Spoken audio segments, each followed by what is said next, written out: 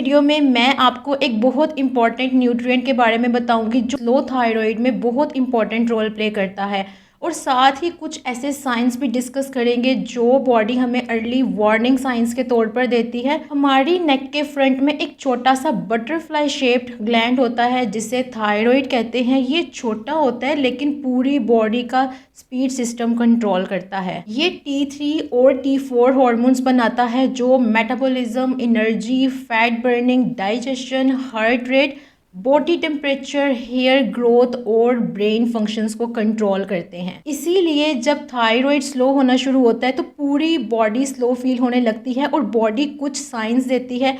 पहले नंबर पे हर वक्त थकान रहती है, यानी आप सुबह उठकर नींद पूरी करने के बाद भी फ्रेश फील नहीं करते। बॉडी हर वक्त हैवी लगती है और छोटी सी एक्टिविटी से भी थकान हो जाती है और आप हर वक्त एग्जॉस्टेड रहते हैं। दूसरे नंबर पे वेट लूज ना होना। अगर डाइटिंग और एक्सरसाइज के बावजूद भी आपका वेट लूज नहीं हो रहा, फेस पफी लगता है या बॉडी पे स्वेलिंग फील होती है तो इसका रीजन स्लो थायराइड भी हो सकता है। क्योंकि जब थायराइड स्लो होता है तो मेटाबॉलिज्म और फैट बर्निंग दोनों स्लो हो जाते हैं जिसकी वजह से वेट और बेली फैट इजीली बढ़ने लगता है। तीसरा साइन है कॉन्स्टिपेशन, ब्लॉटिंग या गैस बार बार होती है और स्टमक प्रॉपरली क्लियर नहीं होता तो ये भी स्लो थायराइड का साइन होता है। क्योंकि थायराइड डाइजेशन और गट मूवमेंट को कंट्रोल करता है और जब थायराइड स्लो होता है तो इंटेस्टाइन्स भी स्लो काम करने लगती हैं। और फिर आता है हेयर फॉल और ड्राई स्किन। अगर हेयर फॉल अचानक से ज़्यादा हो रहा है,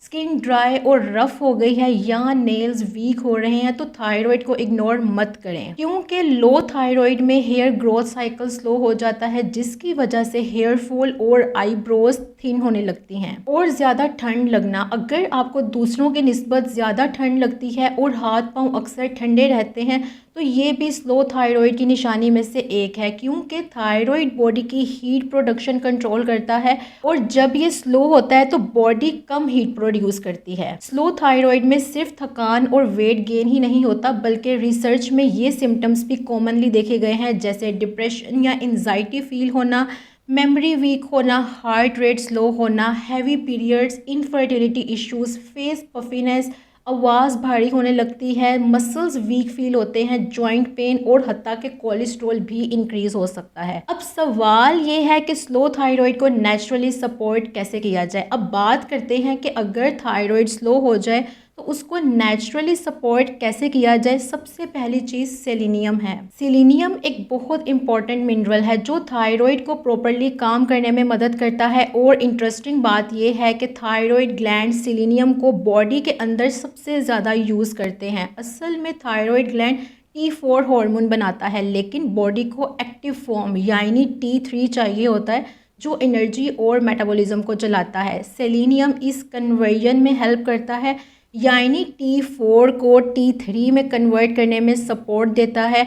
और जब थायराइड हार्मोन्स बनते हैं तो ग्लैंड पर स्ट्रेस भी होता है। सेलेनियम उस स्ट्रेस और डैमेज से थायराइड को प्रोटेक्ट करने में मदद करता है। और जिन लोगों में हाशिमोटो जैसे ऑटो इम्यून थायराइड इशू होता है उनमें ये इम्यून सिस्टम के ओवर रिएक्शन को काम करने में भी सपोर्ट करता है यानी सेलेनियम थायराइड को मल्टीपल वेज में सपोर्ट करता है। अब सेलेनियम नेचुरली कहाँ से मिलता है? सबसे रिच सोर्स ब्राज़ील नट्स होते हैं जहाँ 1 या 2 नट्स डेली काफ़ी होते हैं। इसके अलावा eggs, fish, chicken, dairy products, sunflower seeds और वेजिटेबल्स जैसे ब्रोकली और कैबेज यानी बंद गोभी, प्याज से भी मिल जाता है। लेकिन याद रहे ज़्यादा सेलेनियम लेना फ़ायदेमंद नहीं होता बल्कि हार्मफुल भी हो सकता है, इसलिए ओवर यूज़ और हाई डोज सप्लीमेंट से अवॉइड करें। और अगर थायराइड स्लो है तो क्रैश डाइटिंग बिल्कुल अवॉइड करें। बहुत कम खाना बॉडी को सर्वाइवल मोड में ले जाता है और मेटाबॉलिज्म और ज़्यादा स्लो हो जाता है। इसलिए बैलेंस डाइट रखें और हर मील में प्रोटीन ज़रूर इंक्लूड करें जैसे एग्स, चिकन, फिश, दाल या दही। प्रोटीन मेटाबॉलिज्म को सपोर्ट करती है और बॉडी को वीक होने से बचाती है। नींद भी बहुत इंपॉर्टेंट है।